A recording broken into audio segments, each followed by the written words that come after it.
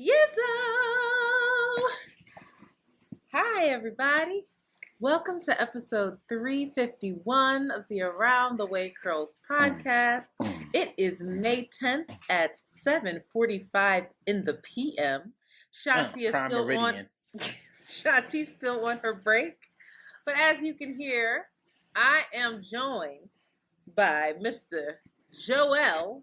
We like to say Leon just to be funny, but Leon. You say your name is Joèl. That's what we said. Joèl. Yeah, that's what we said last time. We was like, he trying to be fancy. We ain't got time for that shit. He lame. Rude. Sorry, I apologize. Wow. Joèl is fancy, y'all. Joèl is a writer. Joèl, against his, I think, wishes, is an influencer. Yeah, Joèl is an artist. Joèl is a community leader, activator, person that brings us together to talk our shit. What else are you? A father? I'm a father. I'm partner, a lover. I'm a partner. I'm a fruit snack eater, connoisseur. Fruit snack eater. I learned that in the book. I'm a Nick fan. You know what I'm saying? All right, that's where we stop. So here we go. It's gonna be fun because you're already. I knew it. That was it. That was only. That was it. I'm not gonna do it no more. You know what? I'm happy for y'all. I'm glad that things are working out in your favor. I would be remiss not to point out that Joel Embiid was on one leg and also fighting Bell's palsy. So, congratulations that you are in the second round. Things seem to be going well for you. Wonderful. They do. Thank you so much. And shout out to Joel for beating that case. You know what I'm saying? Excuse me? Beating that case. Yeah, man. What case? Don't lie. You lie. Pulling the Drake. You lie. You lie. I was just listening to Meet the Grams too. Anyway. Dark. Hi, Joel. How are you doing? Hello, beautiful friend of mine, Antoinette. You know what? I am all right in spite of. Like, that's the thing I've been saying a lot lately. Like, in spite of, like the world is on fire, but we here. I know. We're here. Yes. Yeah. The world is indeed on fire, and I know that you have been one of the very outspoken voices when it comes to the genocide that is happening in Palestine. And for that, I salute you, friend, because you have a lot of visibility, you have a lot to lose, and you said, whatever. I'm saying it with my chest. I'm sticking my chin out. If you take the shot, take the shot. Yeah. Because, I'd be remiss not to add and include, I think, Antoinette, you and Shanti have done a really great job, especially on social, just trying to, like, do the work, tote the line, be honest, be open, be transparent. Like, I don't think a lot of folks in the podcast space are willing to have some of the harder conversations that you two are having, which I think is important. You know what I'm saying? And I think, I think we, this life isn't long. So for me, it's just like, what are we doing with the time? And the privileges that I get to enjoy as a father, as a creative, so much of that does not exist without community. And if I'm not being aware and present for the global community and recognizing the intersections of how global misery and suffering and harm impact us on a very local, communal level, whether that's a cop city in Atlanta, whether that's Mayor bullshit eat a dick Adams in New York, who continues to cut healthcare, education budgets in order to continue to fund police state sanctioned. Yeah, you know what I'm saying? Like harming college kids, but like if we're not saying anything now, you know what I'm saying? Like it's what's going to happen to us is not far around the corner. So I just want us to be prepared and be alert and be aware. Yeah, it makes me think about a tweet. It's not verbatim but it's basically along the lines of, if you ever thought about what you would do during the civil rights era, the Holocaust, slavery, you're doing it right now. Absolutely. Yeah. So here we are, which is very interesting because I had an incredible conversation, an episode with Dustin Ross, who's like, back the fuck up. You don't know what I'm doing. You don't know how I feel in this world. just because I'm not on social media blaring it does not mean that I'm not doing other things behind the scene, that I'm not taking it in, and everybody's different. And so I'm trying to have space for that as well, and to not be so quick to make assumptions and judge. Very I, hard. I mean, and I'll tell you this, and I don't know Dustin, so I won't comment on the brother in that regard, because like he's right. I have some friends in Hollywood who you're in Hollywood, and to act as if a person is not literally putting their career on the line, especially if that is your livelihood. Mm-hmm. I think it's important to recognize that we don't have appropriate mutual aid, communal support activated in ways so that if a person decides to speak out or like leave their job, let's say, like a lot of the pushback sometimes it's like, well, if you can't be yourself, if you can't support this thing and this cause at where you work, then you need to leave. And it's like, okay, but who is going to support the person that does? Mm-hmm. Right. Which I think is important. I also think if there is a fire happening and I see people putting out the fire with water, if I physically see people doing that, what I don't want to hear is someone being like, but you don't know what I'm doing. You don't see me. I don't, I think optics are important. I do firmly do believe that. I recognize that some people cannot. I think there's discernment required when we're having that conversation about the layers and the hierarchies that exist, where there are some people who literally actually don't have as much to lose as somebody else. They just don't. Who are being incredibly vocal about what's happening, whether they have 400 followers, but they work at a place that are like they're watching their social media channels. You know what I'm saying? Like, I also think the Palestinian people are asking us to show them what we stand for. And so when people use that rhetoric, I question certain things, because I feel like the same people who were saying that were probably very vocal during the Black Lives Matter movement, were probably very vocal in 2020 during the murder of George Floyd or the murder of Trayvon, you know what I'm saying, or the murder of Eric Garner, or the murder of Sandra Bland, or we can go down the list. And so I think we pick and choose when we want to be vocal, which is fine. I just want people to be honest about that. And again, that's not everybody, but I think I want folks to be honest about that. And it's okay. Yeah. It's not your cause that you want to pick up, but I think people get defensive about it as opposed to just being honest about the reality. Well said. I'm going to put a trigger warning on this episode. And the reason why I am is because of what I'm about to get into and some of the themes in the book that we're going to get into. And I want to be, I've been called in before about not putting trigger warnings, not warning folks. I want to be responsible and do that. Yeah. For my updates, I'm going to read something. All right. Says Philadelphia teacher embodied love. She was then killed by a man in a murder-suicide. Andrea Glaze was a high school teacher who made everyone feel like she was their favorite person in the world. Her union president wrote in a statement, "A beloved Philadelphia high school teacher was shot and killed by a man who then turned the gun on himself in an apparent murder-suicide. Philadelphia police tell People magazine they believe Andrea Glaze, who was 36 years old, was shot once in the cheek by Richard Harper, who was 42, who was found dead with a single gunshot wound to the head inside a home in the city's Grays Ferry neighborhood on Monday, May 6th. Glaze was a teacher at Alany High School. They said that Miss Glaze could truly be defined as Alany love. She embodied this mantra and blessed every student and staff member she came across. I knew Andrea. Andrea was a friend of mine, a friend of my girlfriend's. We all went to high school together.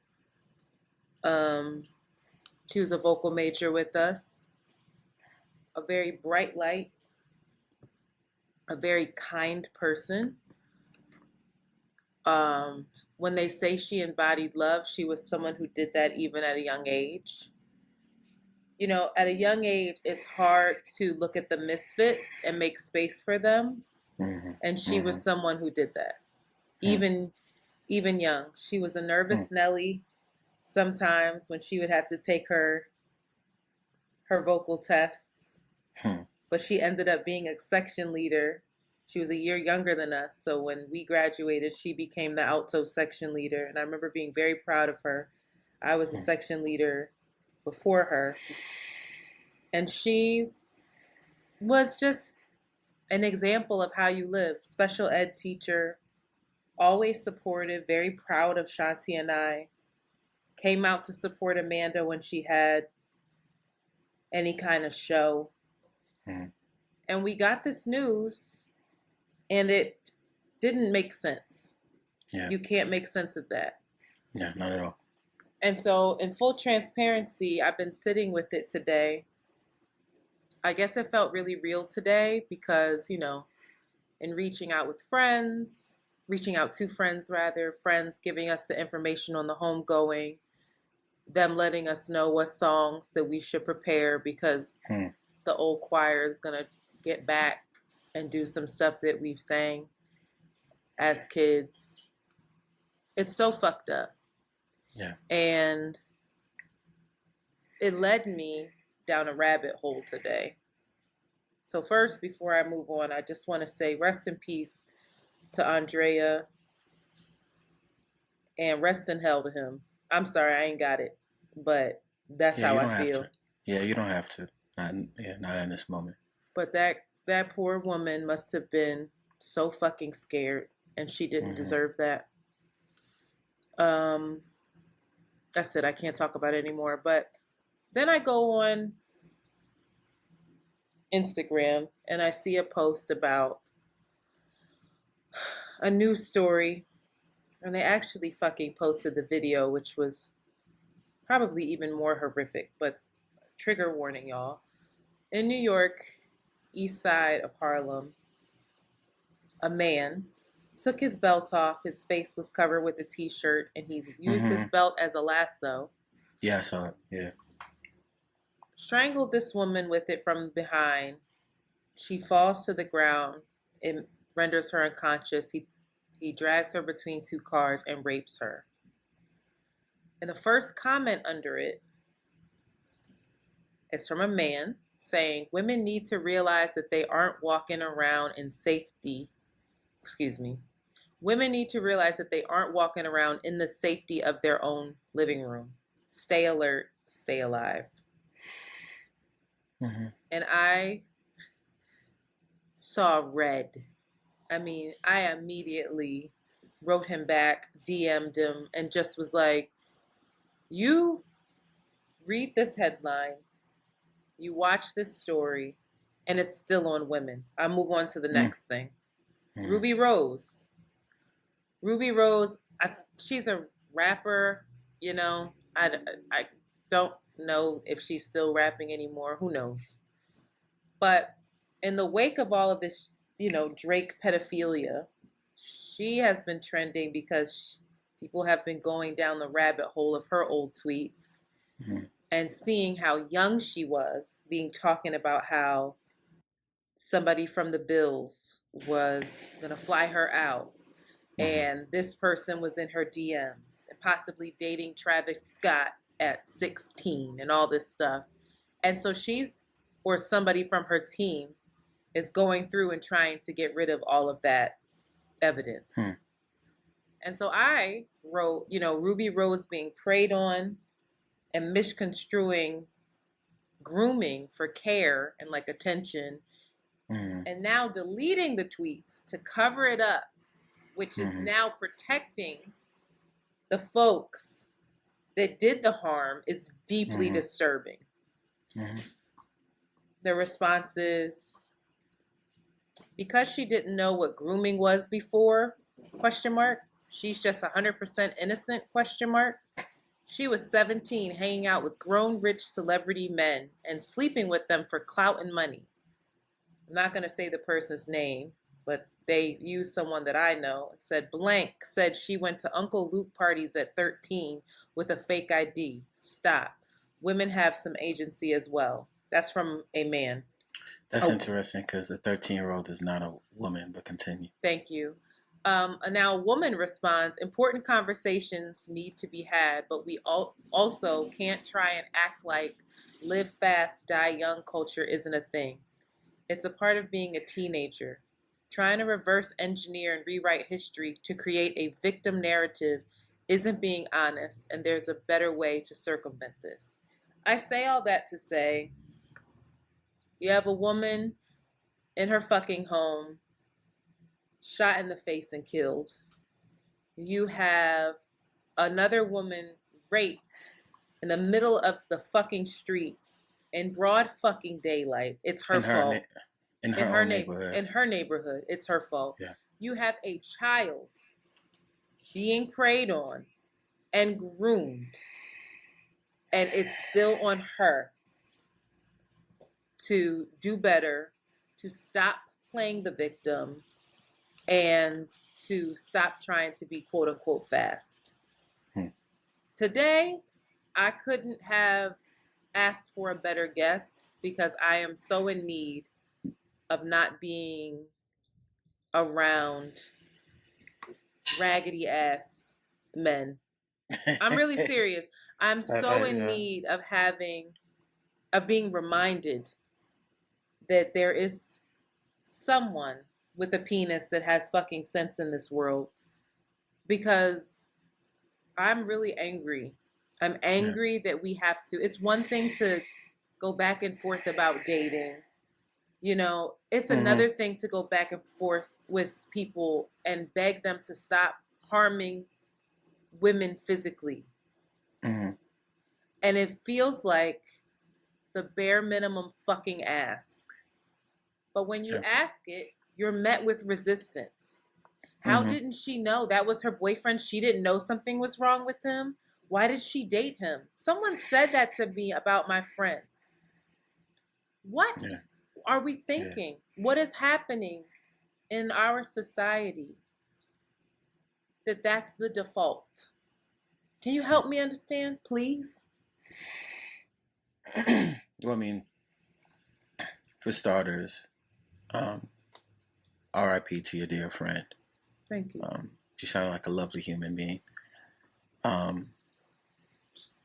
And prayers and love to her family and loved ones as well.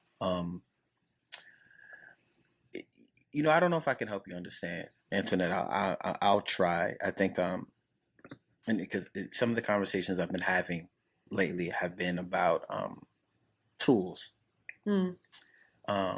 And I want to preface this before I go into this by also acknowledging the fact that acknowledging where the fault is does not recuse people of being accountable for the action, right? I think sometimes what will happen is we'll point to the things that the causation, like, well, this happened because A, B, C, and D.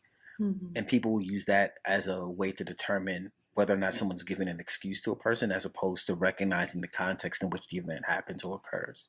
And so when we're met with people who are showing up in ways that utilizes language that feels harmful or counter to what we know the reality is, right? Like, the reality is that patriarchy can harm, it can kill. And if we're looking at this through the lens of how Bell Hooks talks about patriarchy, which is through the lens of like white supremacist, patriarchal, capitalist society, right? They're all connected. You're also looking at people who are not given the tools, right? Because like women also too can buy into this patriarchal mindset of like, that also coincides with like respectability politics, right? I think we see a lot of this in our Black communities. We see a lot of this in the church, where it's like, you know, pull the skirt down. Like, what are you doing to create the harm, right? Which very much isolates the person who is creating the harm, right? It allows them to actually play the role of the victim in these scenarios. So when we're like, women just have to be more careful, it allows men to shy away from being accountable for the environments that we create that make women unsafe, you know? And what we'll tend to do, and like this, the thing that bothers me about a lot of these conversations is that we miss the mark and we don't see how the Venn diagram of like Trumpism, for example, and patriarchal thinking and mindsets are very much like intertwined. So when we see harm happening in the community that's activated by Black men, normally the conversation is like not all Black men, which sounds very familiar to folks who might be aware of Black Lives Matter, right? It feels very all lives matter-esque, where again, it's about deflecting, right? Deflecting responsibility. I think our problem is also too like ego, and that feels like a very simplest way to like a simple way to kind of define this. But when our natural response to being called out to a thing normally is defense, like human psychology will tell us so. Like we are built and wired to find and see harm and protect ourselves from it. And what ego does is deflect and try to negate the experience. So when you say men are doing this, you say, well, not me. And what I have to remind us of is we are all in relationship with each other. And the reason why so much harm tends to happen in general, and this is not even if we're talking about misogyny and the misogynoir in these ways, but harm happens because we are not in relationship with each other. And we're not recognizing that we are in relationship with each other. We're trying to avoid being in a relationship with each other because we don't want to feel guilty about the things we're seeing out in the world. So that's why a person can go, Palestine is not my problem, because I don't want to be responsible for it, but all of that comes back to the education and the tools and the resources. Like I didn't know what patriarchy was. You know what I'm saying? I didn't know what intersectionality was. I learned that from social media. We're talking about like just real quick, like, high school diploma. I went to Temple for like 2 years, but I wasn't majoring in African American studies. You know what I'm saying? Like I didn't grow up in a household where we were speaking the names of like Kwame Ture or like, you know what I'm saying? Like in any of the other revolutionaries, like I had to do that learning on my own. Not everyone gets that opportunity. Not everyone finds that course. And so you have folks who don't know, who are also in circles with people who also don't know. Like the person who's commenting like that under your comment or under the page also probably has homies who feel the exact same way. It is an uphill battle to fight how patriarchy is so deeply woven into all of the ways we show up in the world. And it's scary, but like people don't want to be wrong. Men, we in general don't want to be wrong. We don't want to be put in a position where we feel like we are responsible for other people. But in reality, we're all responsible for each other. This is also the reason why we're not free yet, because we tend to think these things happen in isolation. But the woman, I think it's simple, but the woman that's being lassoed in Harlem could be your mom, could be your aunt. And people don't actually recognize that until it's their mom or their aunt. And then it's a call for change and a call for action. It's like, well, if we would have done that, you know what I'm saying? Like, the people we love the most probably wouldn't have been harmed, wouldn't have been murdered, wouldn't have been put in harm's way. But we don't respond. We're reactive to the violence. Yeah. In so many ways. Yeah. It makes me think about now that the dust has settled from Kendrick and Drake, right? Makes me think about a lot of the posts that I've been seeing from different folks who are like, okay, but you see that women are the collateral damage here. Absolutely. You see that kids are the collateral damage here. Yeah. You see that, like, okay, cool, they all set it on a track, to outmaneuver the other, but these allegations are serious. Yep. This way of being is serious. Kendrick, if you were hitting your wife or your lady, that's serious. Drake, if you are grooming underage girls and preying on them and also facilitating that grooming, that is serious. Yep. So where's that conversation now that the dust has settled? And I know the Questlove has caught hell. Everybody's like, whoa, shut up. But he said, nobody won the war. This wasn't about skill. This was a wrestling match. Yeah. Level and take down by any means necessary. Women and children, be damned. This is the Yeah. same audience. This is where it was like, all right, same audience wanting blood will soon put up rest in peace posts like they weren't a part of the problem. Hip hop is truly dead. Some of that I agree with, some of that I don't. The thing that I agree Same. with is the women and children portion. Yeah.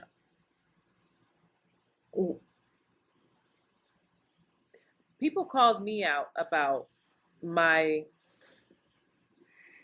aligning with Kendrick even after Family Matters came out, where it was alleged that he hit his wife. Yeah. They were like, how convenient it is that you ignore that. Yeah. And I think for me, I don't think that I was ignoring it. And this, I'm taking a risk here by saying this, but it's very possible that Kendrick hit his partner. It's very possible. Yeah. And I don't excuse it at all.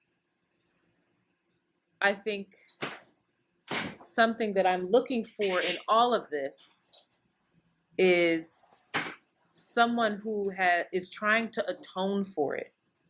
Someone who is taking accountability and saying, I have work to do on myself, which I think Kendrick has done in every project, every interview that I've heard from him. Yeah. And that is where I feel that he is having a human experience, a flawed human experience, but is trying. Yeah. And that's where this whole idea of, non-cancel culture for me comes in, where I'm like, nah, we can't throw anybody away. We can put them on timeout until they're ready to do the work. Yeah. I don't want to hear from you until you're ready to do the work. And it doesn't mean that Whitney, his lady, ever wants to be around him again or ever wants anything. I'm not saying that she has to. What I'm saying is you have to do the work for you. All of us individually. Yeah. I don't know where I'm going with this, but I'm struggling with it. I'm struggling with it because I'm doing an audit on how I am complicit in this shit as well. Yeah. Because hearing the beef, right, and then hearing about my fucking friend a couple days later feels like, hold up, Internet. Yeah. Are you taking this shit as seriously as you should? Yeah. Should you be being more of a party pooper? Should you be that person that everybody can boo under your comments and say you're killing the fucking fun? Yeah. Maybe. Maybe it's not fucking funny. Maybe it's not cool. No matter how much of a great strategy it was, how well executed, what a great song it was. Maybe this is all not the fuck okay. Yeah. I think you're saying a lot of important things here. And so I think something to keep in mind too, and it's you and I have talked about this, and I want folks to keep this in mind that multiple things can be true at once. Yeah. And when I was younger, I used to use Tupac as a reference a lot because the same person who made Dear Mama is the same person who made How Do You Want It, right? And people like Jay-Z would be like, what do you say about Nas, right? Is it Black Wally Girl Lost? Wally or is it One Mic? Is it One Mic? Is it Black Girl Lost or Shorty Owe You for Ice? It's both. It. It's both. Like Jay-Z wrote Song Cry. He also has Solange slapping him in the elevator. Like we want to, and so like when you think about, and this, I'm gonna bounce around a little bit, but like to your point, there's parts of it with Quest commentary I agree with, and parts of it I don't. I don't want to nitpick, but I do actually think there was some skill involved in this. I think it was very much a wrestling match, but I also think there was, not to get super hip hop technical, but Heart Part 6, just from a Drake bars aesthetic perspective, is like Drake, like this is like Drake 101. Like this is like there's a consistency to like how he paces himself, especially on a type like that tempo beat. So there's skill there. I think I don't want to minimize that on both sides. Like Meet the Grams is dark, but it's also lyrically beautifully executed. like from a lyricist point of view, just putting that out there. I also think too, there's a lot of harm in this. I also think there's a lot of, there's a lot of accusations flying back and forth, and this is not in defense of either person. I think, I like to search. I Google search. Media literacy is incredibly important. And then like so I can look, and I've seen instances where I don't know if Drake is grooming girls, but I've seen things that felt inappropriate, right? I've just seen it. So if we're talking about this just in the lens of optics, like what feels real, and then also what feels like a thing that has been stated in order to create some level of tension in a battle, then it's like, you Google some things and it's like, okay, well, I'm not really seeing evidence of the thing that's being said. It doesn't mean the thing hasn't happened, but I don't know. Like, so just putting like there's layers to like beef, right? In that way. I also think that we need to acknowledge how much harm is caused in music in general. I also think we need to acknowledge the fact that, let's say, for example, if Kendrick is telling the truth about Drake, why is Kendrick waiting until now? Why are other people waiting until now to say something? Why people waited so long? It's no different than the reason why people waited so long before they started talking about R. Kelly, right? Like Diddy, you know what I'm saying? Weinstein, and like, listen, we're not even going to go into like, we're not even going to go into the closets of like the MCs who we've heard stories about, that we've known stories about. There's MCs that I know, not know personally, but have heard stories from young women. Like, again, using Uncle Luke Party as an example. You know what I'm saying? Like, I've heard stuff about Too Short. You know what I mean? Like, but it's hip hop to me is no different than any of the other white good boys clubs, right? Where it's just like, what happens here stays here, and we're going to protect each other, which is also why people don't talk, because people got dirt on themselves that they don't want exposed to a certain extent. And so all that to say that like all these things are happening simultaneously. There's a genocide happening and you and I are having a conversation.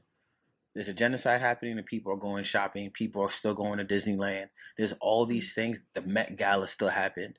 As like much as that made me want to throw up, right? It's these things exist, and this is no different. This is not a different time in history. I think we think we're special.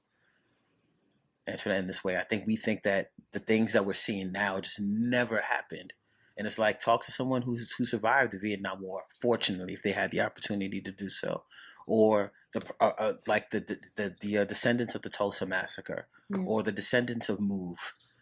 You know what I'm saying? Like, the things we're seeing are not new. They're new to us because we haven't been here before. And so the conversations aren't new, and that's troubling, but I think sometimes that's also that's troubling.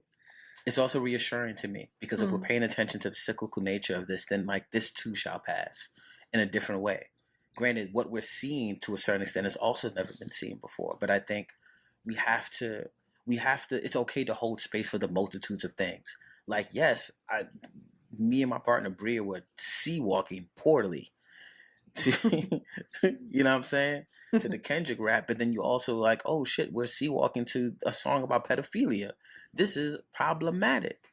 We are humans having human experiences, to your point. I think the work that is most important and most valuable is exactly what you're talking about, which is the self-investigation, because I don't think enough of us are doing that part.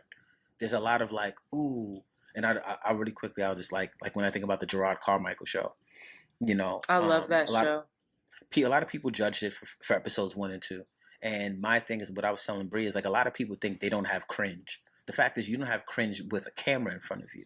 And I think it's incredibly brave to be that honest, to be that ugly in front of people. Because there's a lot of ugly in all of us. And we act like it's not that way, but we have the choice. Because I can post my Cancun photos. I can post photos of my girls. I'm not going to post my suicide attempt. I'm not going to post the time that I cheated on my ex 10 years ago. We're not going to post. No one posts that, because you keep that hidden. And Gerard is kind of like, this is me. And then you see the evolution of a person. And what you're talking about, Antoinette, when you talk about non-cancel culture, what you're talking about is abolition. And so many of us want abolition, but we don't want to put it in practice. No, not in our daily lives. No, because when you have to put it in practice, it's hard. Because then you have to actually work on acceptance. And in order to accept others, we have to accept ourselves. And we haven't learned how to accept our ugly yet, which is why the harm keeps happening. Thank you. Let's take a break. After Yeah. these messages, we'll be We'll be right right back. back. That's You what sound way better. Shanti does. I used to love those commercials. And then he had another one with the Western. It was like, after these messages, we'll be right back. Is that where she got it from? She probably don't even Yeah. know. She has to know. Yeah, that was No, the she probably. I'm trying to tell you, should be sinking in her head without her that because that's even when knowing it. that's the Saturday morning cartoons intro. It like Maybe the she that said literally that. Wait, I could be lying. She may have look said it. wow, look at you. I You didn't. I fibbing. didn't have Saturday morning cartoons, and I remember saying that to her for a What? reason. We should have a we should I we should never have a watched day of that. the Saturday morning I cartoons never. for It you. wouldn't mean anything to me. I had TGIF, but I didn't have Yeah. every Saturday morning until I was in college. I was at dance school every Saturday God morning. There damn. was never a point where I was just at home chilling, watching TV. I had to be there at 9 a.m. every Saturday. That is, and it's interesting you say that because I think about like we talk about putting the girls and stuff, and I wasn't the kid that was in stuff. Oh, you got to do it. Girls need it. Why? Because one, I'm a big proponent of dance specifically for girls.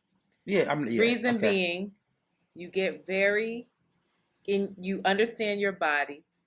You understand how to move your body. You understand how to stretch. You just own your body in a very different kind of way. It's and then the discipline of it. Yeah. The seriousness of, even if it's for fun, there's still a level of discipline that is attached to all arts, but specifically dance, where like it's physical. It just requires a lot. I really think if I wasn't in dance school, I don't think I would be as disciplined as I am.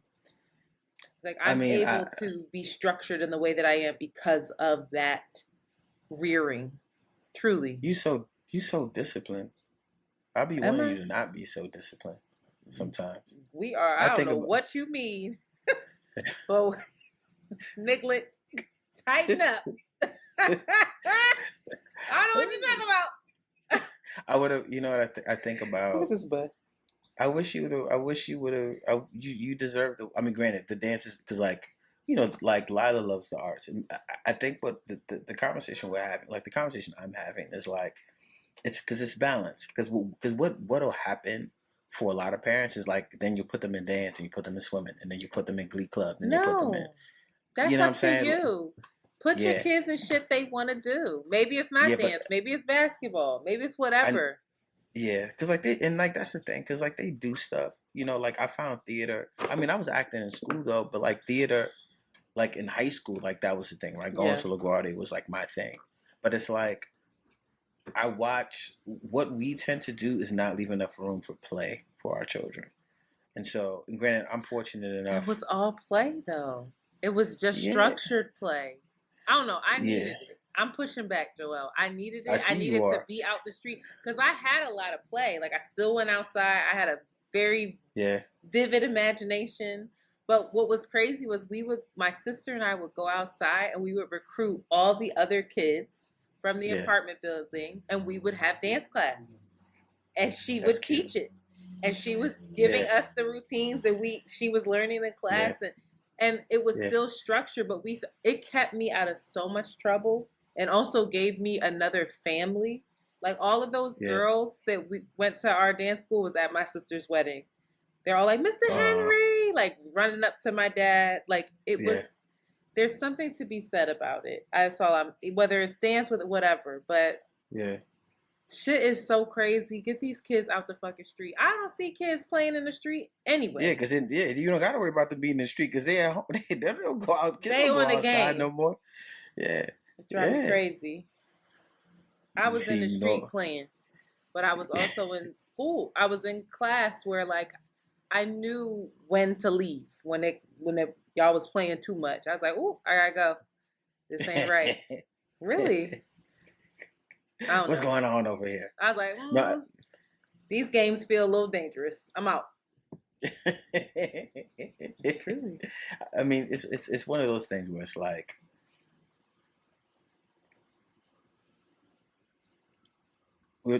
as much as history repeats, right? It's also recognizing like the times. Like, we try to hark. Sometimes and I'm not saying you do this, but like we try to harken back to like I remember when I grew up, and it's like you didn't grow up with social media. Like, you don't think if we were growing up around social media that we wouldn't have been doing the same thing that these kids are doing now? Absolutely. Because, like, we talk about our parents. The parents ain't had nothing to do anyway. The motherfuckers had to be, they ain't had no choice but to go outside. Well, that's what I'm You know? saying. So now we got something to fucking do. So get the kids out the street. Because if she don't have nothing to do, she gonna find something to do. Yeah, but yeah, I'm not worried about that. Because I think part of that though, to your point, is like there's also so much more to do. I think when you're not, unfortunately, I think if you're not an active parent, then like you miss out on that kind of stuff. Okay, that's fair. You know what I'm saying? It's like, and then and granted, let me also paraphrase. Let me rephrase that though, because even when I'm thinking about active parents, it's like my mom was not as everybody active as she could be. Able, right? Mom didn't have the capacity. I am privileged as fuck.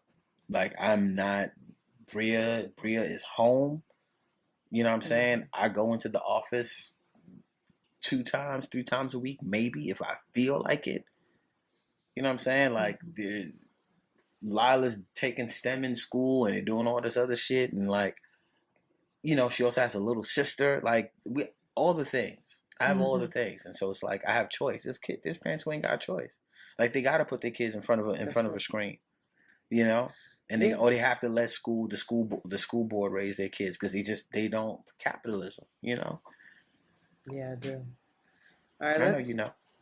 I mean, I'm not a parent, but I know ish. All right, I'm gonna bring us back in. Cool. Yeah. How you feeling? Fine. Everything's gonna be fine. You ready? Okay. And we are back with voicemails. Hey. All right, first voicemail. All right, so now I'm ready. You ready, Joèl? This is from the I'm listeners ready. I'm now. Here. I know. Here we go. Oh, let me turn that down. Brooklyn, the lovely sounds of Brooklyn, Bed-Stuy to be specific. Joèl, you got a window open? Nah, that's the wild part. No. I love it. It's turned. It's going through the glass. That is hilarious. All right, ready? Yeah. Please play right. Go. Hey, this is just another message. I've tweeted you guys before, and I'm going to try to keep this message short because I think my voicemails be like extra long. But I think to answer this question, rhetorical question about how do you hold Democrats accountable while at the same time voting for them, I think Antoinette will find all the answers she needs outside of liberalism. It's amazing that she can have such a hate for capitalism, or you guys have such hate for capitalism, but still rely on the Democratic Party, which is a capitalist party, and their interests are in capitalism. I think this Palestine thing has woken people up to a more internationalist, moral high ground, and political high ground. Has woken them up to that, but they're still seeking their solutions within liberalism, and they're finding it to be failing because Democrats, like Republicans, are invested in capital, invested in settler colonialism, just like the U.S. is a settler colonial state, and for that, they will always be against indigeneity and African people because that is what capitalism is based off of. So until we are legitimately asking questions outside of capitalism, we are going to be coming up to dead ends with more dead black and brown bodies. Love y'all. Okay. Thank you for calling. I don't know how to make it any more clear that I don't solely rely on the Democratic Party. I'm one of these people, and I've been searching for ways to break it down because I'm just like, I frustrate a lot of people because I have a lot of feedback for the Democratic Party. I have a lot of feedback on politics. A lot of it's bullshit. And then I'm still like, but to be very clear, there is no scenario where we will not, let me rephrase. There is no scenario in this next election, in my opinion, where we don't have a president. Somebody ass is going to be in that office. Somebody. If there's a fighting chance for Palestinians, if there's a fighting chance for women's reproductive rights, if there's a fighting chance for our civil rights, I mean, we've got Republicans, we just talked about it with Dustin, who are fighting against banning child marriages in Minnesota. When it comes to this kind of stuff, it's like, who the fuck do I feel like is going to give us any inkling of a chance? Trump has already, in my opinion, showed us that he's finna put us back in chains. Women will just be tools for babies. And if you think that Trump and Netanyahu linking up does not mean that Gaza is just gone, that Rafah is not invaded immediately, and there's not a Trump tower on that fucking waterfront property, I don't know who you're paying attention to. This is not to say that I feel the Democratic Party is going to somehow walk us into the promised land of freedom and liberation. Hell no. I am somebody, I don't know what the fucking solutions are. I'm actively searching for them. I know it's not just voting, but I truly believe that voting is a key part of it. Right now, while we do not have an organized plan of attack. I will shut up. I mean, I think my only thoughts with that, Antoinette, is like it's hard for me. I know. That's why I'm so happy you're on. Yeah, because it's like at the end, it's like the things that you're talking to, Antoinette, are here. It's like, it's not like Biden. It's not like where there's like an intermediary president. Like Rafah, the invasion is happening now. And I think, when I think about, because like I'm a person who also, I voted for Biden, like to be very clear, same way I voted for Obama. And I was also the person that was like, vote blue pretty much no matter what. And I'm gonna be honest, October 7th and then October 9th and then December 15th. And in my head, I was just like, oh, this is wild. Like I'd made a lot of like, I mean, for lack of a better term, excuses. But like, if you look at Biden's rhetoric, even when you look at like what Biden said about the Vietnam War protesters, right? I forget the exact statement, but he's like, we saw those, like he said something along the lines like, we saw those assholes and we told them to get out of here.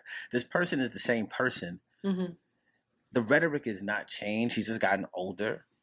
He's, I think more stubborn. And so I think, I don't agree with that, because he has shifted. He has, not when it comes to foreign affairs. I cannot back him on on what is going on right now in Israel. Even what he's doing with TikTok in China feels very strange. His rhetoric has changed quite a bit when it comes to domestic affairs, especially when it comes to gay rights, to women's autonomy over their bodies, etc. Even the student loan debt, that has shifted with him. I'll only push back there, but please continue. Keep going. But I mean, and like even answering that, even with that, it's like if we're thinking about the migrant situation, if we're thinking about the immigrants, if we're thinking about the funding that Biden is allowing in order to progress the war that's currently happening, like for me, like I think the question I keep coming back to is like the money that is being utilized for war, for genocide, the money that he has been so carelessly been willing to work toward is not the money that's going to healthcare. It's not the money that's going to education. It's not the money that's going to all the things that we are suffering from a lack of. And so for me, we're arguing about, and not you and I, but like I think in general what our argument is like it's the lesser of two evils. And It's a like I hear, grappling. Yeah, we're grappling yeah, with it, yeah, all of yeah. I us. think, yeah, and for me, it's like I want to vote my values, and Biden does not have my values in mind. Trump definitely doesn't have my values in mind, and I think here's the part that people are probably going to call me a dummy for, and I'll take the L on that. But I think there's this notion of safety that we have that we're prolonging by thinking that by having a Biden in office, somehow something is going to be delayed. And the longer we delay the destruction of the system, the longer we're going to continue to have to deal with the system that is harming us. But we don't Granted, the have a harm can. system. If You don't we think so? no, I don't think that we are organized at all or ready at all for the said system that's in place right now that is operating as it was intended to. I don't No, think no, we no. have another system to put into place. I don't think we are organized or really ready or really understand what it means to dismantle that system. And No, the no, no, and amount no, of collective yeah. coordination and organizing and seriousness that it will take to put another system in place. No, and no, Antoinette, I don't disagree. I'm like that's not Okay. the system I'm thinking of though. The system I'm thinking of is the system that's currently in place. Yeah, Like, you're saying to dismantle that, right? yeah, but like the system, because Trump also wants to dismantle the system in a far more dangerous way, Right. right? Like the system, and so like what I think I need us to understand is that we talk about revolution and radical ideas in this way that doesn't actually take into account the actual harm required in order for a revolution to Mm-hmm. happen. People die. Like the Haitian Revolution was not peaceful; it was bloody. A lot of people lost their lives.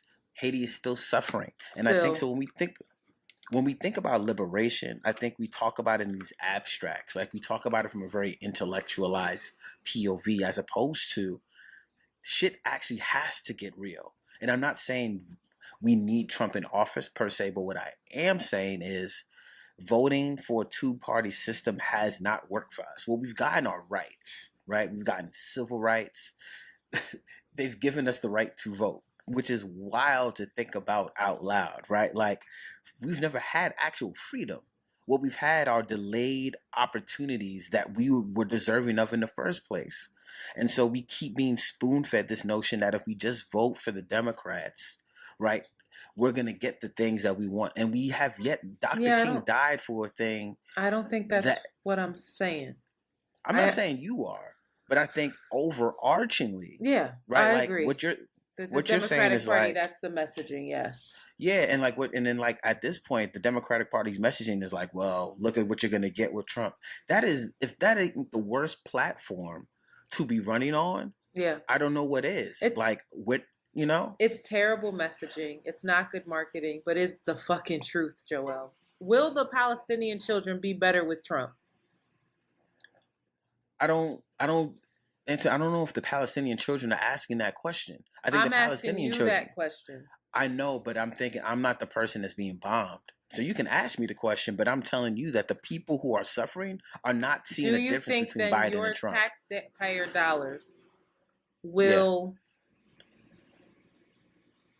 will go towards more harm in the Middle East, I mean, more conflict with Trump? do I want to? I mean, probably not.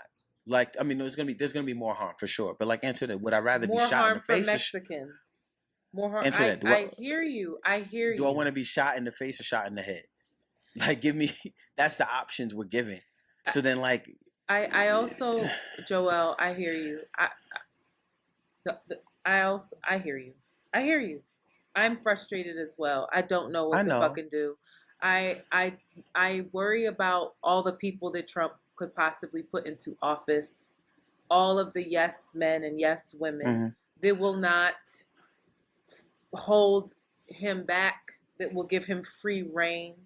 I'm worried Mm-hmm. about the judges that he will appoint on the appellate level, on Supreme Mm-hmm. Court level. I mean, the stakes are very high. Again, like, it's I so don't fucked think, up. It's what a fucking predicament we're in. and Antoinette, I don't think the Democrats are taking it seriously, and I don't think people are taking it seriously. And so, like, this is my point. I think the thing that's been most frustrating for me throughout the entirety of this is watching folks like yourself share information about the loss and brutal murder of Palestinian children while other people are posting lattes and Starbucks cups. And the really angry part of me is like, we deserve the reckoning that's coming. The real angry part of me is like, people don't get it because it's not in their backyard. To your point, we don't have the systems in place Does that because we are scare not you? battle tested. Does that scare you? That's terrifying to me. That's You terrifying know, to me for your baby girls. It's yeah. terrifying to me because I agree with you wholeheartedly. We do not understand what we are in for when we talk about revolution and dismantling. If we really going to do it, let's fucking do it. But Yeah. understand, shit is going to get real. The money that you have saved probably not going to be in there no more. Yeah. If you are getting government funding, it's probably not going to keep coming. If it's not coming, shit's going to have to get real in the neighborhoods.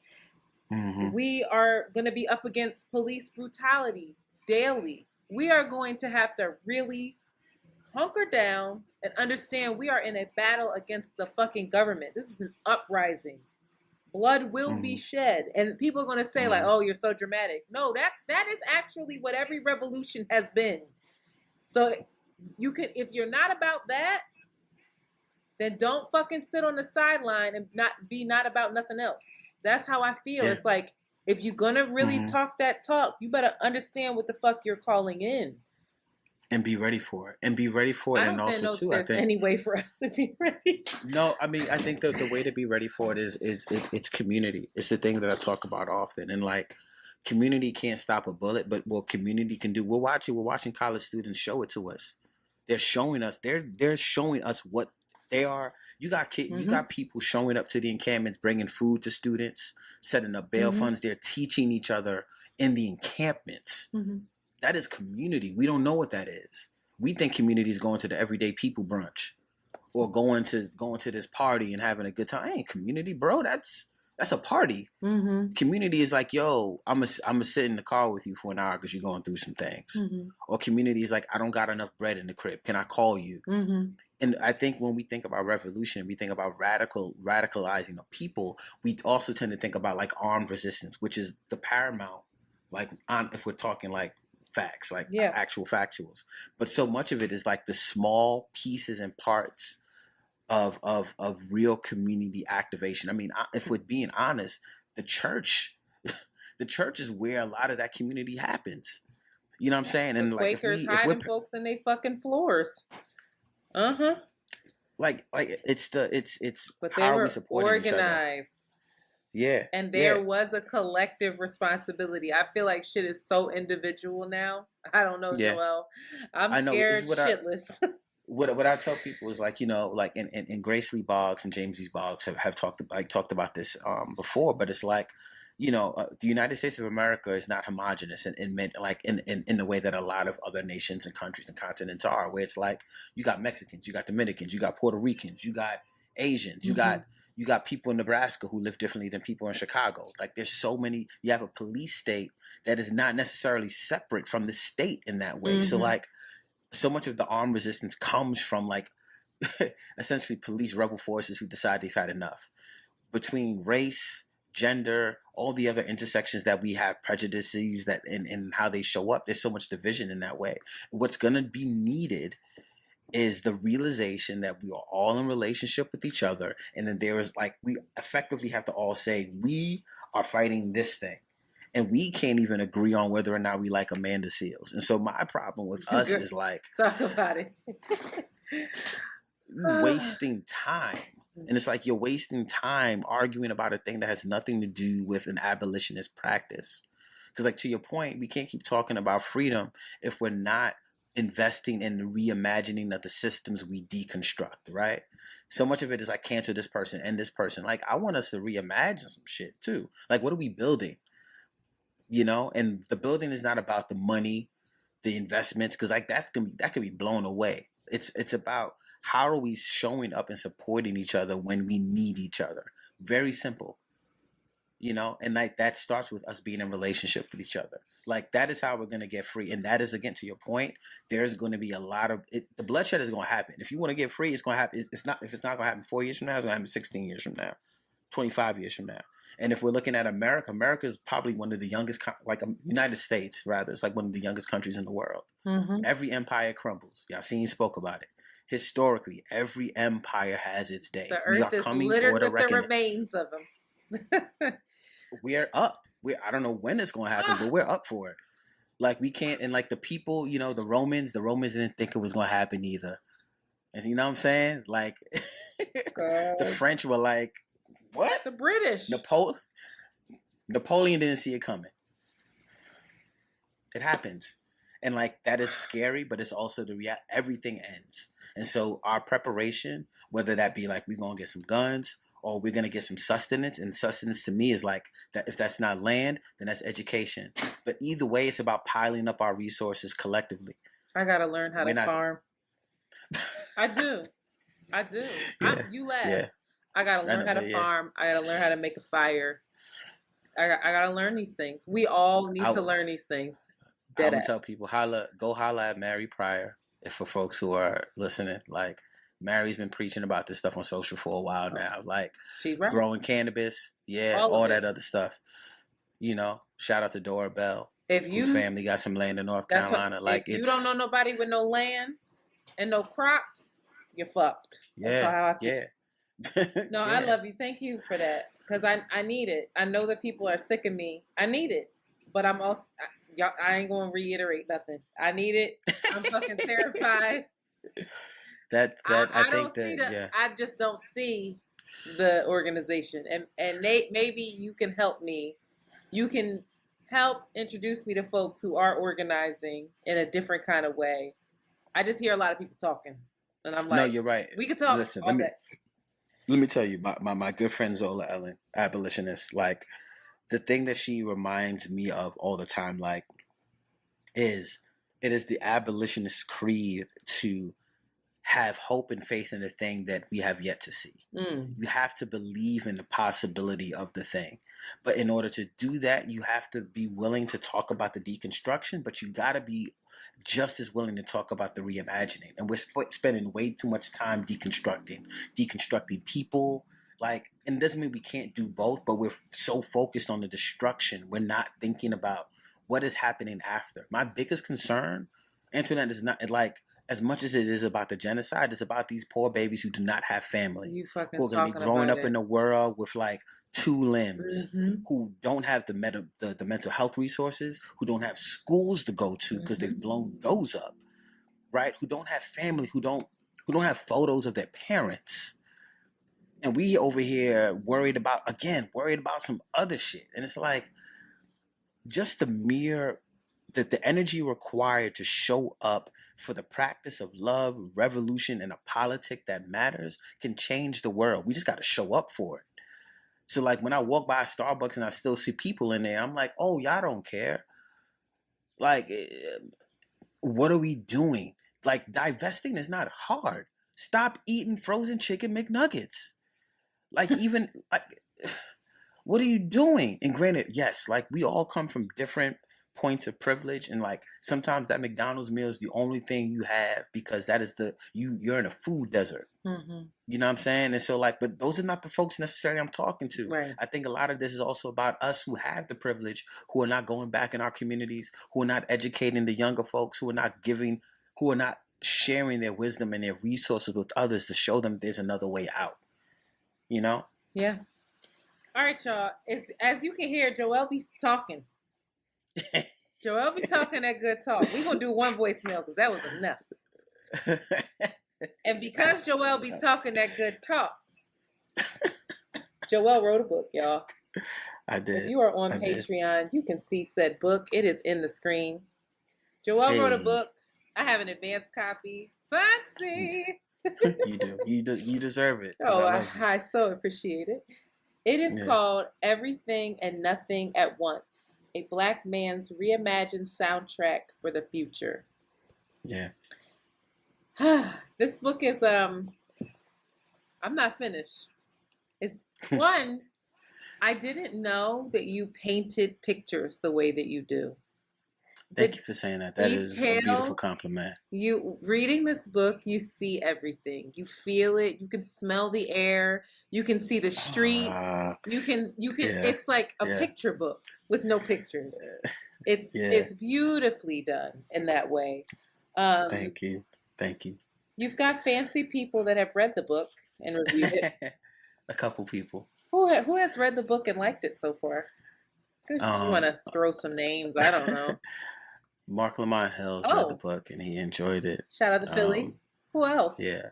Mahogany Brown, Uh huh. esteemed poet, author, performer. Hmm. Um, Who else? Singing dude, uh, rapping dude. What's his name? yeah. Who The else? singing dude. Which? Oh, Lin Manuel Miranda. Hmm. Shout out to Lin. Shout out to Frederick Joseph, my brother in arms. And there was other folks. Shout out to Tarana Burke. Shout out to Hmm. Nicole Bahari. Shout out to Good I'm company. thankful. It's good company I'm that you're in there, grateful. friend. I'm grateful. Um, the book is not out yet. The book comes out June 4th. You Yeah, can pre-order it though. You can you can do pre-order that. the book. You can pre-order the audio book. Yeah. My voice on it too. So I'm Yes, which excited for I'm that. excited to Yeah, hear. yeah, And I yeah. love that you have. I have it right now. I'm looking at it. Instead of chapters, you have track listing. I do. I'll read a couple of the tracks. Go ahead. What kind of black are you? Belly, sensitive thugs. You all need hugs. All gold everything. Featuring Mr. T, Slick Rick, Michael Jordan. How to Make a Black Friend featuring Ty. Homecoming featuring Nipsey Hussle. The Sound a Slap Makes featuring Will Smith, Chris Rock. For Black boys contemplating suicide. Good Art, Bad Art, Black Art featuring Donald Glover, Gerard Carmichael, Tyler Perry. Black Republicans featuring Jay-Z. Postpartum Tree Whisperer featuring Q, Camille Dungy, and Gary Martin. It goes on and on. Yeah, yeah. This is a book of essays, right? Yes, ma'am. I would call them short stories, but is there anything you want to say about the book? Because I'm going to dive into 3 different chapters. But before I Well, do, please. first of all, I love you so much, and I'm so thankful and grateful to hold space with you. Oh, I love I you am. too. Um, I think I do want to speak to like the track listing a little bit, real Okay. quick. Like, growing up in the Bronx as an MC, and um, so much of like my life's work has been about hip hop, and I think there's probably a shit ton of people who are listening right now who don't follow me on social. But like, if you do follow me on social, if you've seen some of the stuff I've shared on social, it's very like you don't really get to see the other side of that stuff. Like, it pops up here and there, Give us an but idea of what's on social so people in case. And y'all should be following yeah, him. Go to the yeah, description of this episode and follow. Go ahead. I'm a storyteller who tries to utilize language to create a better world. I guess is the best way I can surmise it. And so some of that is affirmation, some of that is really trying to call people in. Mm-hmm. And really, I don't necessarily believe in calling out, generally speaking, as a way of engagement. I don't think it actually works as much as people think it does. But calling in folks, and re-educating folks sometimes about the political and historical elements that we see showing up in the world today, and really all of that, with love at the center of it. But like, the track listing for me was just an homage to hip hop, and like, so even the titles of each essay for me is like, as a person who loves hip hop and loves rap music and loves music in general, like, titles of songs were always like a thing for me. So like, I'd pop in a CD and it's like, I'm looking for the track with the most obscure name. You know what I'm saying? So like, Postpartum Tree Whisperer would have been a track I would have wanted to listen to, because I would have been like, yo, what, like, who's on there? The featuring, the feature list is just really the folks who I mentioned, who I'm calling attention to. in the writing. So like I wanted it to feel like an album in that way. Like I wanted, to your point, and to me that's the highest compliment I can get, Antoinette. This is why it means so much to me. I recognize that on social you don't see that part. Like I'm a hell of a writer. So much of the book for me is also like the competitive spirit of hip hop, where it's like I want to be better than everybody else. And so there's a lot of rhythm and rhyme in the book. Like I treat those like as Easter eggs a little bit. You hear more, I think, in the audio book, but for me, it was just really paying homage to the Bronx and to the music and the culture that I love so much, but doing it in a way that is also very much prosaic and also very much, I think, in the spirit and vein of Toni Morrison in that way. Yeah. Auntie Toni. Yeah, man. All right. I'm not an MC, but I'm going to attempt to read a couple. Wow. And I'm skipping around, good folks. All right. I'm skipping around because I don't want to spoil some of the storytelling and imagery. I'm just going straight to the guts of it. And then I'm going to let you, that's a pause. And I'm going to let you respond to it. All right. This is from the chapter titled Belly. Okay. My belly is the shape of a rounded tire. I'm tired of looking at it. Even now when I look at it, I think of its history, its story, its trajectory. I am 41, which means my belly is 41 too. It is hairy, it is smooth, unlike me, wrinkled, weary. My belly does not feel 41, whatever 41 is supposed to feel like. No one prepares a Black man for aging, mainly because we don't expect to age. When I suck in my stomach, when I am walking in the street trying to look naturally slimmer, and when I suck in my stomach when I am walking in the street trying to look naturally slimmer than I am, or when I am on the train against the train doors, it's because I am trying to hide the years of semi-poor living sitting inside of it. It is small enough and big enough, I guess, for my partner to rub on and say she enjoys it. I do not.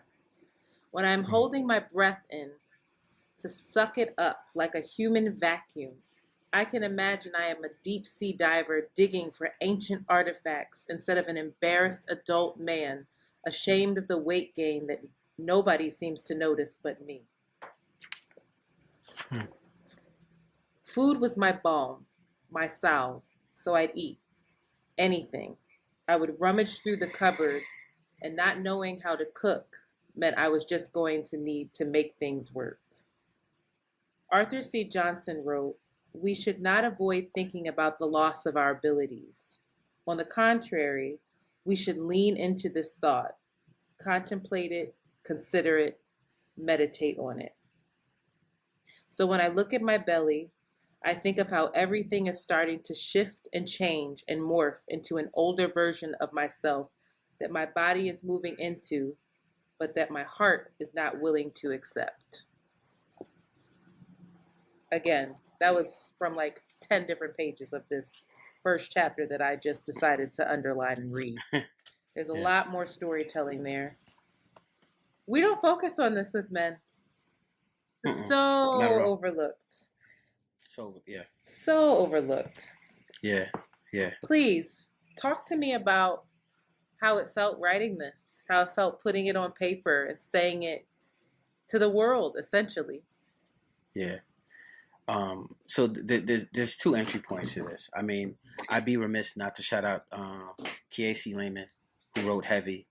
Heavy very much inspired, I think, this essay specifically. Okay.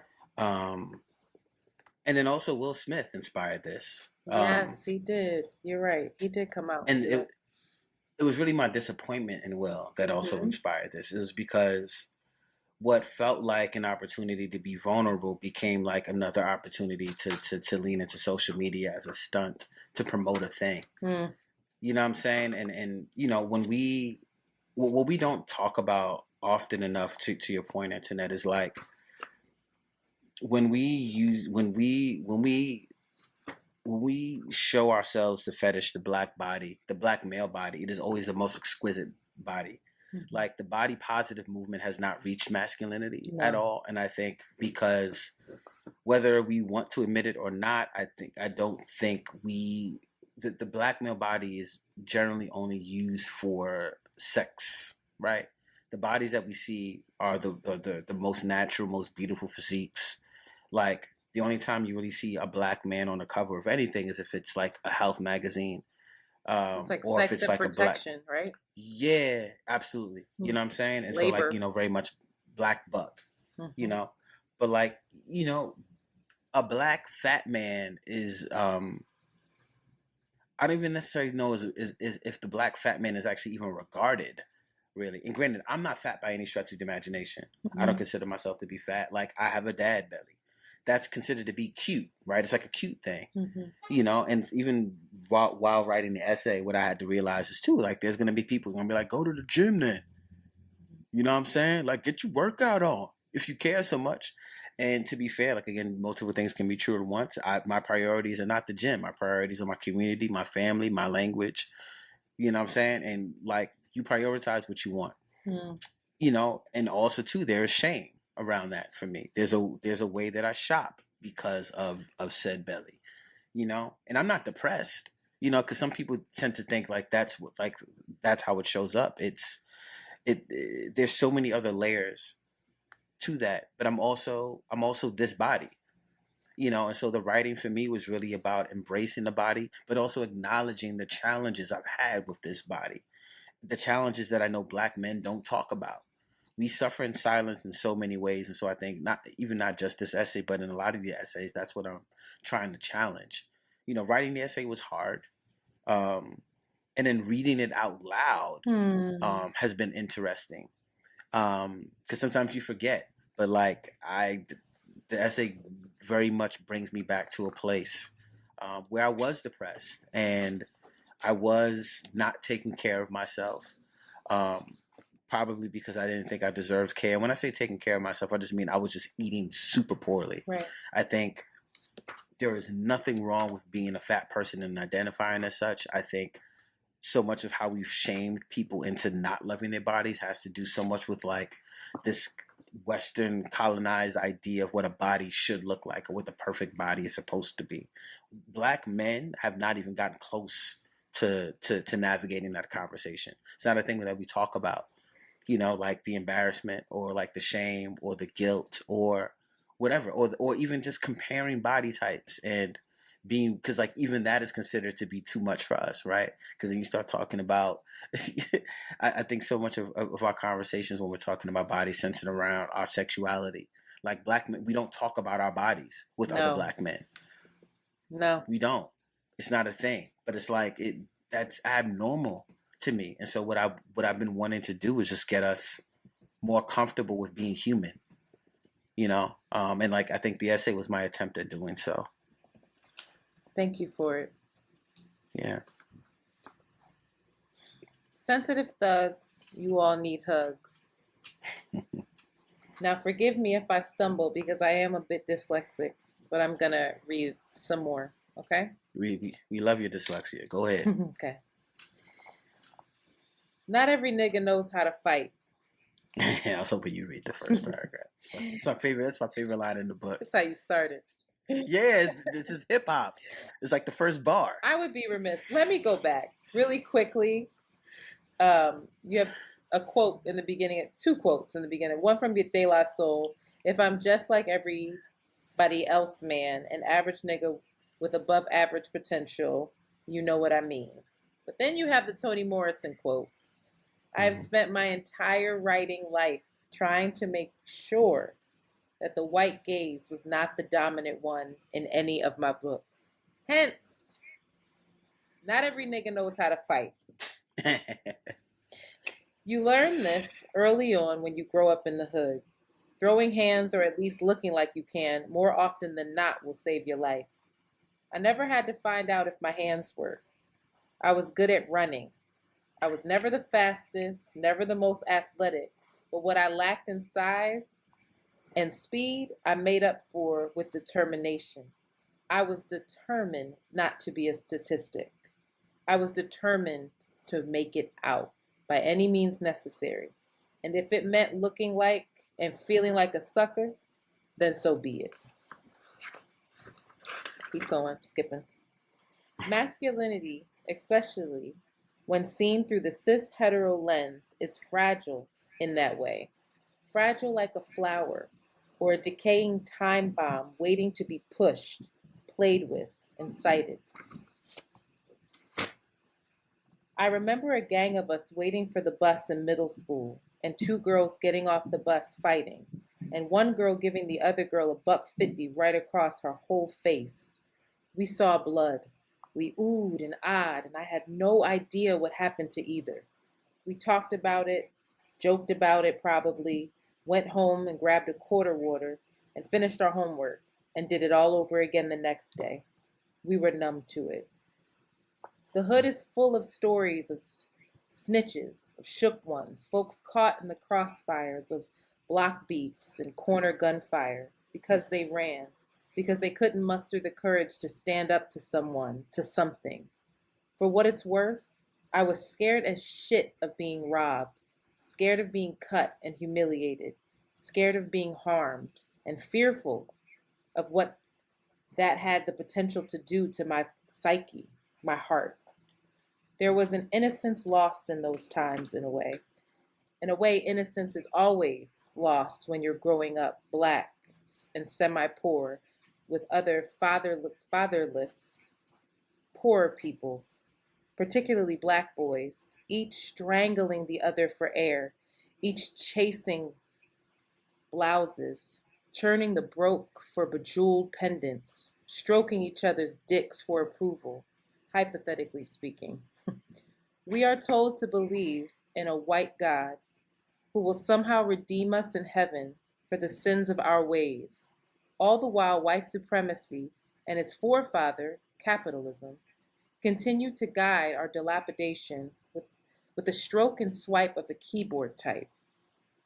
Even the control we think we have is at best a lukewarm understanding of what can be done to us by others who, too, are just as lost, just as hopeless as we can be.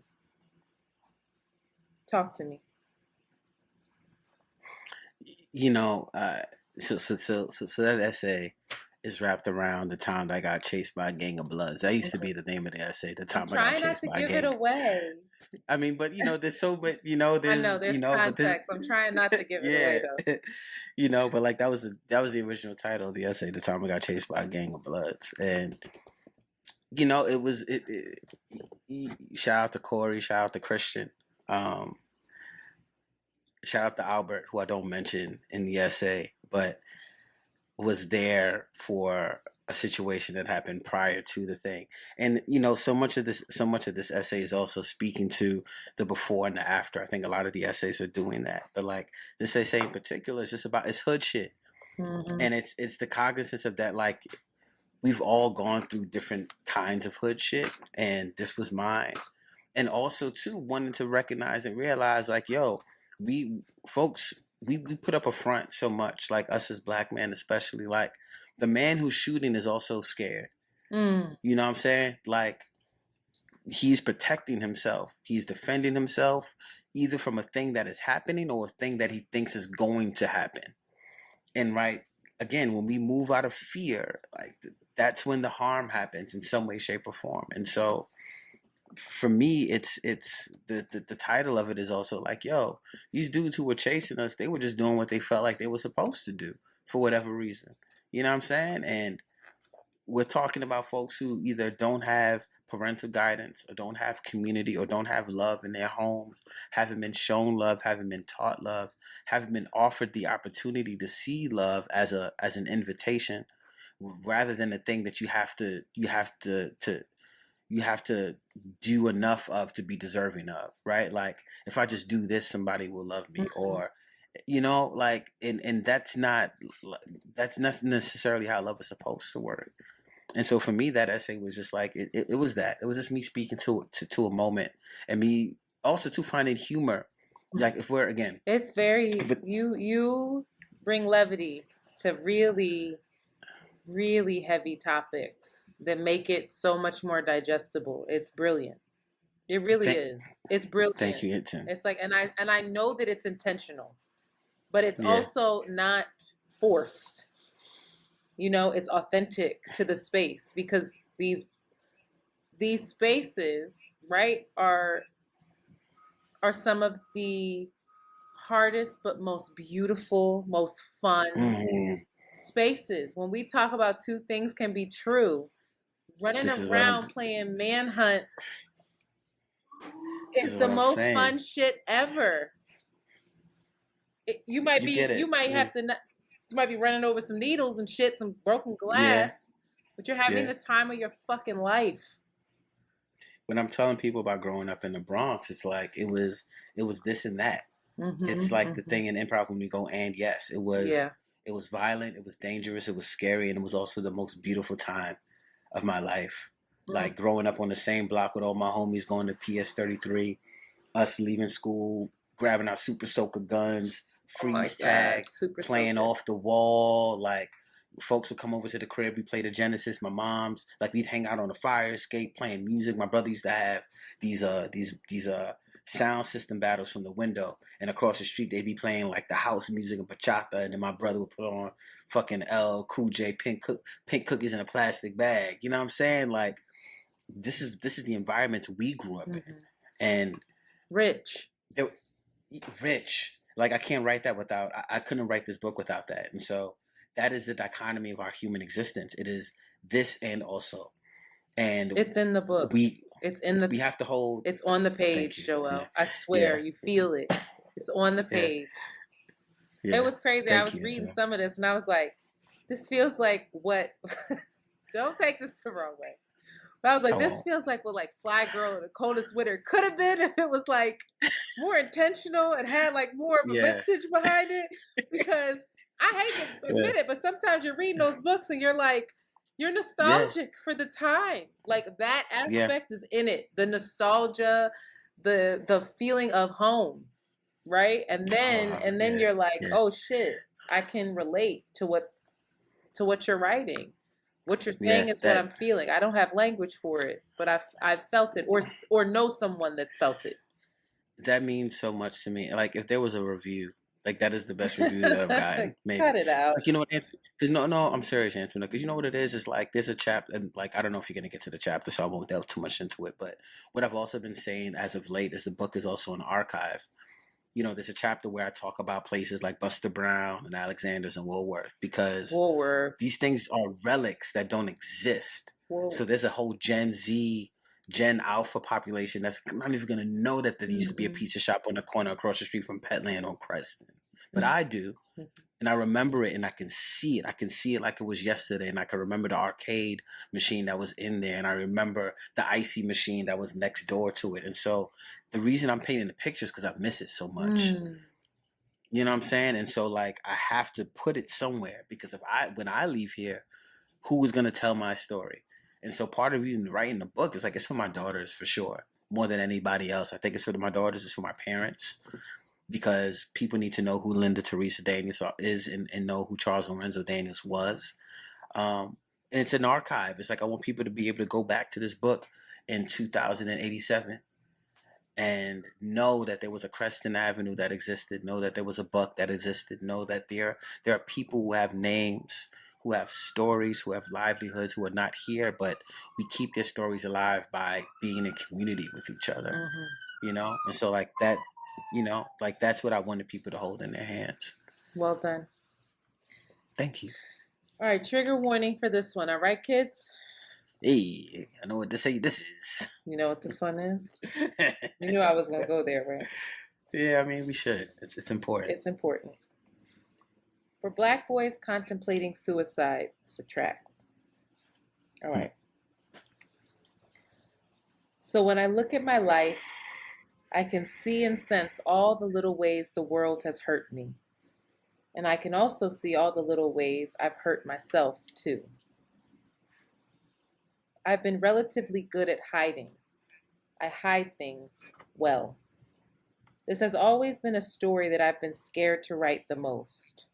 There are levels to my detachment, to my distance from the past, the elephants in the room I inhabit, the cobwebs on the skeletons neatly tucked away and compartmentalized in these closets. Secrets are a funny thing, no? How they intrude into our space, defilter the angles and corners and make it quiet, obsolete. We start here. I was molested when I was 5 years old. I couldn't tell you the date or time, but I know it was summer. I know that because I can remember the sun setting and the TV blaring in the bedroom, the kind of way our TVs would when we weren't in school and weren't too concerned with what sleep was or wasn't. Did I make this up? Was there blood? If your innocence is stolen, does it return in the form of an angel, a hallucination? Did you want what you were given? Or rather, did you ask for what was stolen to be taken? You remember things. You remember the open window on the third floor. You remember the fire escape in the 2-bedroom apartment. You remember him climbing through the window. You remember him whispering.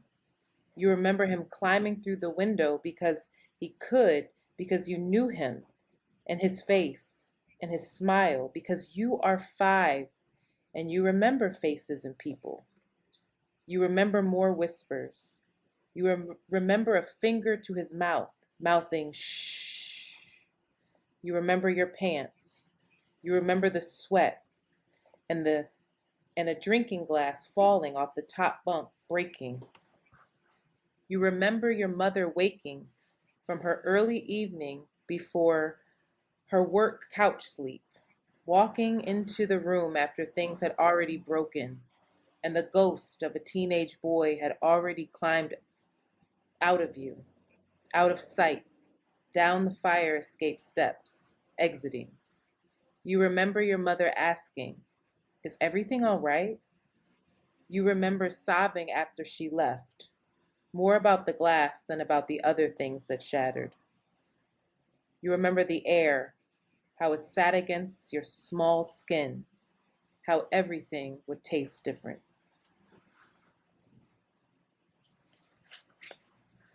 Oh, Joelle. One, I'm so sorry. I'm so deeply sorry. Yeah. I relate. I too remember. And reading this the way you wrote it is healing. Good. It is. Good. I talk about it in the essay, but having the conversation with my brother was probably harder than writing the essay, and it wasn't even the conversation; it was leading up to the conversation that was hard. Like the nerves of like preparing to have to say a thing out loud to this person. I had said it to Tiff, my ex fiance at the time, and that was difficult, but it was just something about like D and I's relationship because D and I are so close. But when I wrote that essay was inspired by Lila, like my now 8-year-old. But Lila wasn't born at the time. But what I told myself was like, I need to exercise any and all demons before this child comes into this world. So I need to write my way out. I had never written an essay about it. I hadn't really talked about it.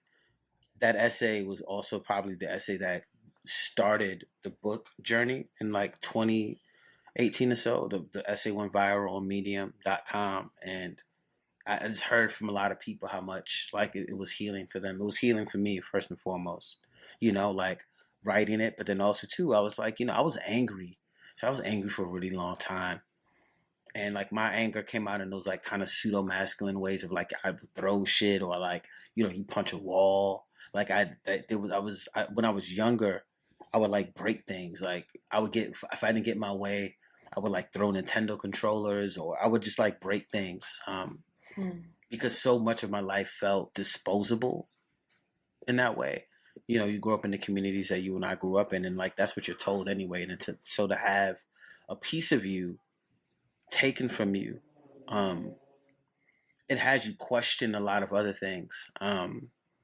If you're not given the chance and opportunity to process after, you know, and I didn't for a number of years. And so I think I acted out, not in the ways that some kids do where they drink or whatever. I think I overachieved. I think overachieving was my way to get away from having to deal. The doing was a way for me to not have to be.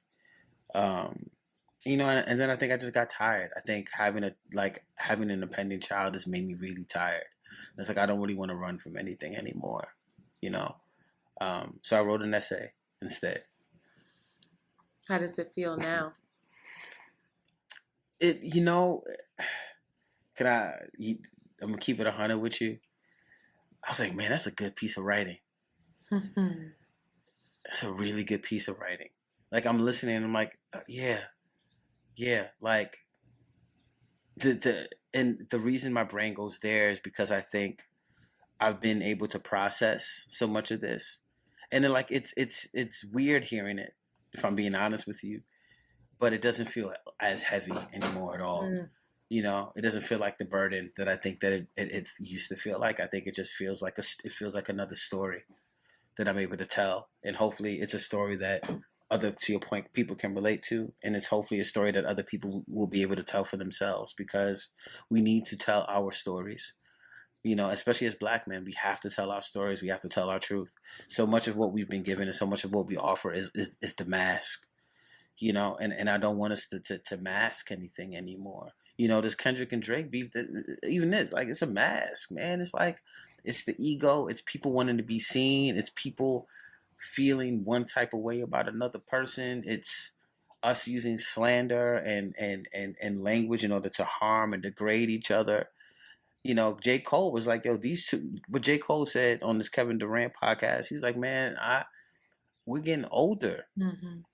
He's thinking about the relationships, is what J. Cole said. He's like, I'm thinking about the relationships. And what he's trying to tell us is like, rap is not going to exist forever in this way for y'all. You're going to get old. People are not going to care about you and this beef. What are you going to do with the rest of your life? You know? And so much of that is like letting go of the mask. It's like, man, so like part of that is telling the truth about myself and us telling the truth about each other. Joèl. This is Everything and Nothing at Once, a Black man's reimagined soundtrack for the future. It's a collection of wide-ranging essays crafted like an album. Each essay, I'm gonna read it. I'm gonna fucking read it, goddammit. It's a single that stands alone while reverberating throughout the track list. Joèl takes readers from his upbringing in the Bronx to his life raising two young daughters, unraveling those narratives to arrive at a deep understanding of who he is as a son, friend, partner, and father, transferring both the serious and lighthearted, from contemplating male beauty standards and his belly, to his decision to seek therapy, to the difficulties of making co-parenting work. He cracks open his heart to reveal his multitudes. God's work, friend. Congratulations, because I know that this was a labor of love. You've been talking about this, and to have it in my hand is nuts. Yeah. And I can't wait for you to have the hardcover. The hardcover is where it's at. I know, I gotta get a hardcover. Listen, you too have to get a hardcover. It is available for pre-order. I suggest pre-ordering it from Black-owned Uncle Bobby's, because I Googled that shit during the episode, and it is available for pre-order. It is. From Uncle Bobby's. Go ahead. Uncle Bobby's, pretty much almost every Black-owned bookstore in the United States of America. If you don't want to do that, I mean, granted, Uncle Bobby's is going to be through bookshops, so please support independent bookstores. But if you want to go buy it at Target, it's there. If you want to go buy it at Barnes & Noble, it's there. If you want to go buy it at Books A Million, it's there. It's there. It's on that other website we won't name. Exactly. So get shit in one goddamn day, but we trying to do better, y'all. All right? Yeah. You know, you pre-order, you ain't going to get it. You're not going to get it anyway, so you might as well just order it from a place. You might as well. Yeah. Yeah, Joèl, you might as well. congratulations. Are you taking this Thank you, in? sis. Look at your arms are I am. folded. You sat back. I don't know if you are. You was like, You didn't move out of the light. If you're a patriot, I can't see his face no more. It died. Yes, you first. Yeah. I swear, I'm buying your ring light. I have one. I just don't know where it's at. If you gonna be doing interviews, you are on a book promotional tour. You need a fucking ring light. All right? I'm your manager. Get it together. What is that in the back? What is that in the background? And You on got like top a of that, fish pond? can you hear What that? does Oh that my say? God, I did turn it off. And don't change the subject. It's Blue's water filtration system. I'm so mad I didn't turn it off. Damn. I always forget because I can't. Oh, I do hear it. Damn, I can't hear it. I'll take it. I'll try to take it out of the Patreon video. Nobody really knows. It's like relaxing. You successfully changed the subject. That's fine. But you are going to have to self-promote, friend, and you're going to have to self-promote while things are happening in the world. This is an important piece of literature that is necessary for us to combat all the things. This is step one, I think. Telling your own personal truth. You are absolutely right about the ring light, but what I've been trying to tell folks is like, again, we said it during this conversation. You know what I'm saying? Like, if we do not get rid of the things that oppress us, we will just create more oppressive systems. You know what I'm saying? Like, you can't, getting rid of a Netanyahu or Trump is not the answer. It's like, that's not, because there's always going to be a replacement, because the real problem and the real work is centering love in these conversations, and people take that and treat that as like some kind of romantic ideal. And we'll close on this because I think I said this before last time, and I'll say it again: the most loving act that the Black Panther parties could have ever done is create the free breakfast program. Amen. That's the most revolutionary thing that they could have done. And so I think I have to remind folks again that if it is not rooted in love, it is not going to create the change that we see. You know, the impact that love has is real. It is directional. It is intentional. If we're putting some meaning behind it, love of community, love of people, love of radical revolution, love for liberation. Like, all these things matter. In order to get there, though, we got to heal. We got to talk. We got to love each other. We got to say sorry and mean it. We got to show up for our people. We got to show up for our Black women. We got to show up for our non-binary and our trans folks. We got to show up for the fat people. We got to show up for the houseless. We got to show up for ourselves. Like, that is the work.